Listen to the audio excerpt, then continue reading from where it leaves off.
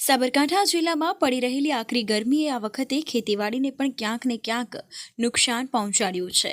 તખતગઢ ગામે દૂધીનું વાવેતર કરવામાં આવ્યું હતું, જો કે આકરી ગરમીએ દૂધીના પાકનો સોથ વાળી દીધો છે। તમે જોઈ રહ્યા છો એ દૂધીનો પાક સાબરકાંઠા જિલ્લાની 47 ડિગ્રી ગરમીનો ભોગ બન્યો છે।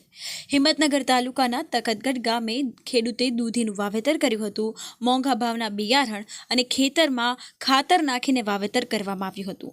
જો કે જિલ્લામાં વધી રહેલા આકરી ગરમીના પારાના કારણે આ દૂધીના ફૂલ ખીલતાની સાથે જ ખેરવી દીધા હતા। તો જો કોઈ ફૂલમાંથી ફળ બેસે તો નાનકડું ફળ પણ તાપમાં મુરઝાઈને ખરી પડતું હતું, જેને લઈને સારી આવકની આશાએ વાવેલો દૂધીનો પાક પૂરતું પાણી આપવા છતાં ઉત્પાદન આપી નથી રહ્યો। તો વળી ખેડૂતોને જે થોડું ઘણું ઉત્પાદન થયું તેમાંથી આ ખેતીનો ખર્ચો નીકળે તેમ હતો, પરંતુ હાલમાં દૂધીનું વેચાણ કરવા માટે હિંમતનગરના જથ્થાબંધ માર્કેટયાર્ડમાં જાય તો જથ્થાબંધ માર્કેટમાં આ દૂધી માત્ર 2 થી 3 રૂપિયે કિલોના ભાવે વેચાય છે અને જથ્થાબંધ વેપારીઓ આજ સુધી છૂટક માર્કેટમાં ₹30 કિલોના ભાવે દૂધી વેચી રહ્યા છે, જેના કારણે આ વેપારીઓના શોષણ લઈને ખેડૂતોનો મોટો માર પડી રહ્યો છે।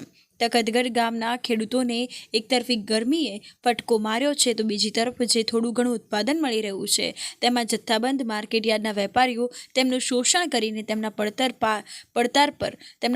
પાર પર પાટું મારી રહ્યા છે, જેને લઈને ખેડૂતોની હાલત હાલ કફોડી બની છે અને હાલત જાય તો જાય ક્યાં તેવી સ્થિતિ હાલમાં જોવા મળી છે। મેં દૂધીનું વાવેતર કર્યું છે અને હું માર્કેટમાં વેચવા ગયો દૂધી, ત્યારે મને 2 થી 3 રૂપિયા કિલો ભાવ આપે છે અને અત્યારે બજારમાં 30 રૂપિયા કિલો છે, જે ખેડૂતોનું શોષણ કરી રહ્યા છે। અને ગરમીના હિસાબે તો દૂધી પણ અત્યારે ફ્લાવરિંગ બળી જાય છે, ફૂલ આવે છે, ફળ બેસે છે અને ફૂલ બળી જાય છે, ખર્ચો બી તૂટે છે। ઉત્પાદન કશું નહીં, દૂધીનું વાવેતર 2 વીઘામાં કરેલ છે મેં, અને કોઈ ઉત્પાદન આવ્યું નહીં।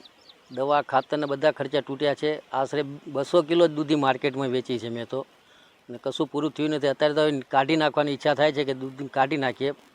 ફ્લાવરિંગ આવે, નાનું ફળ બેસે છે તો પણ એ ખરી જાય છે। કારણ એનું છે, ગરમીનું કારણ છે। અત્યારે પાણી સતત ચાલુ છે તોય પણ ગરમી બહુ કારણ પેલું થાય છે।